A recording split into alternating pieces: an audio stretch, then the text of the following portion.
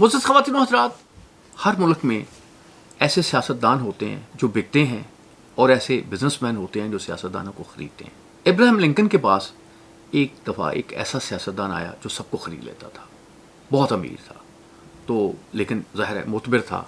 उसको रिसीव किया गया, बैठाया गया, तो उसने पहली बात कही, उसने कहा कि मैं ये फ़ाइल है आपके पास एक पड़ी हुई, अगर आप वो फ़ाइल निकाल दें, अगर वो मेरा काम कर दें, तो मैं आपको पार्टी फंड में $1 मिलियन जो है वो दे दूँगा। लिंकन मुस्कुराए, उसने कहा नहीं, ये आप चाय पिएं। उसके बाद उसने डायरेक्ट कहा, उसने कहा कि मिस्टर इब्राहिम लिंकन, मैं आपको $2 मिलियन जो है वो दे दूँगा। उन्होंने फिर कहा कि नहीं, आप चाय पिएं, ये इस तरह की बात नहीं करती। उससे फिर कहा कि मैं $3 मिलियन आपको दे दूँगा।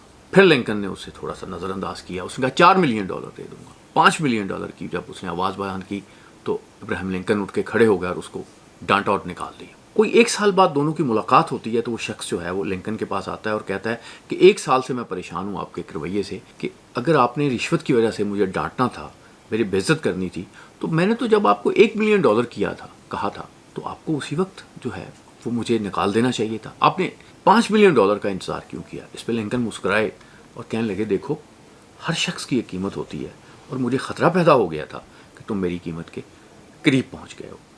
बदकिस्मती ये है कि पाकिस्तान में भी सियासतदानों ने अपनी कीमतों के टैग लगा रखे हैं, लेकिन अगर वो टैग जो हैं वो इतने शर्मनाक हैं कि पाकिस्तान का मुस्तकबिल जो है वही परेशान हो रहा है कि ये जो उसे मुल्क बचाने वाले सियासतदान थे वो किस तरह सोच रहे हैं और किस तरह से कर रहे हैं।